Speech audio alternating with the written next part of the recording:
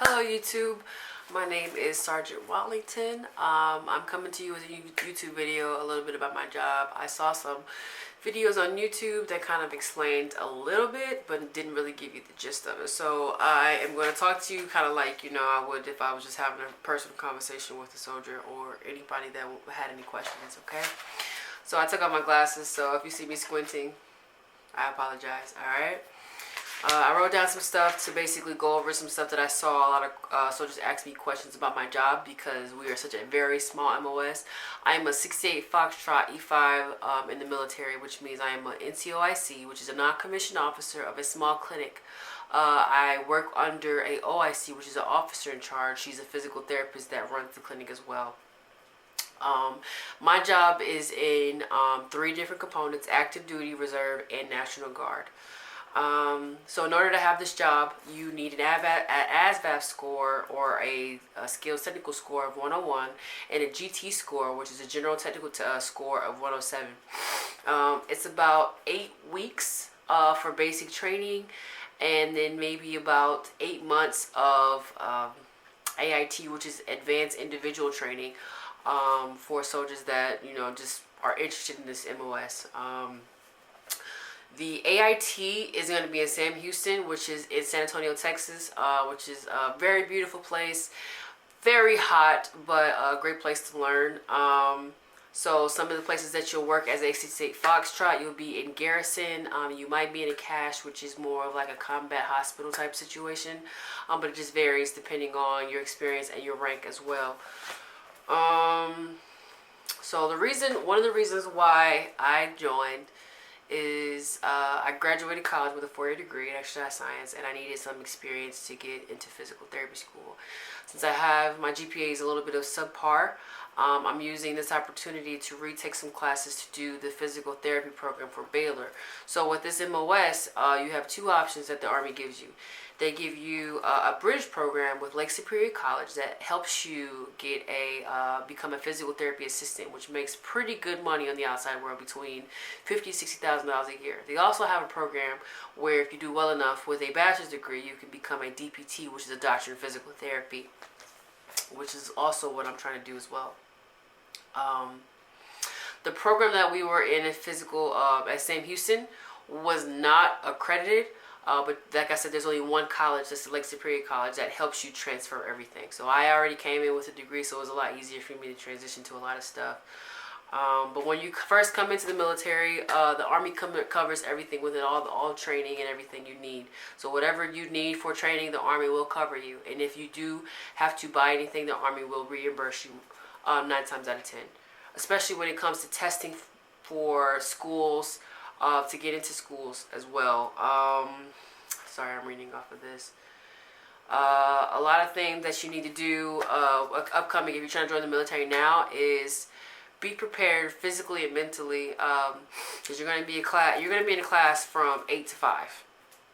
That could be mentally exhausting for some people. Not only are you doing that, but you're preparing for a new physical fitness test, which is called the ACFT, the Army Combat Fitness Test, which was replacing the APFT, which is the Army physical fitness test, which is a 3 event that's turning into a 6 event. A lot of people are females, especially me. I can admit that are having trouble with the leg tuck, so I actively now I'm trying, and just be prepared. Another thing that you might face while trying to get into this MOS, people consider this a soft skill MOS. I don't really believe so, because you have to be physically fit to be in this MOS. It's not for the faint-hearted.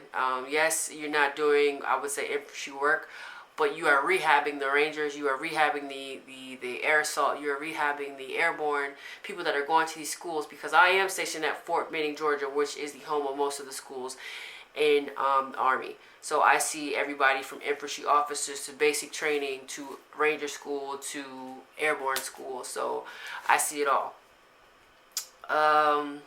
just don't take that lightly. Like I said, you really need to make sure this is what you want. If you're going to the recruiter station and they try to give you some crazy MOS, like I'm gonna tell you my story. So I got recruited from South Carolina, and they told me they wanted me to be a 68 mic, which was a dietary specialist. So what I did was I took the job, initial contract, but when I went down to MEPS, I changed my mind. So you have an option to do that. Don't recommend that. So if you're a recruiter, please, you know, this is just from my experience. But for me, when I went down there, I wasn't happy with what I wanted, so I changed it. I talked to the MEPS people down there. He made a few calls, and I ended up getting my job that I wanted. Because initially I couldn't get it to begin with. I knew from my heart that I would not be happy doing something that I could not do, that I just didn't have the drive to do. So other than that, this is a very small and simple MOS. If you have questions, please comment, message me. I'd be happy to talk to you, walk things through. It's a pretty cool job. As like I say, it's probably less than 200 of us in the military, but it's fun. Promotions are very hard. I got promoted to E5 last May, but it was only 40 points, but for E6 they're maxed out, so it is pretty hard. Another thing that's a really good opportunity for a lot of the military medical people is Army Cools, which is a credentialing website that helps soldiers with their particular job switch over to the civilian sector. So what happens is the Army pays you CA, which is credentialing assistance, similar to tuition assistance, TA. They pay you to get your certification. So if you decide to get out, you have the certification, and then you have this job on the outside.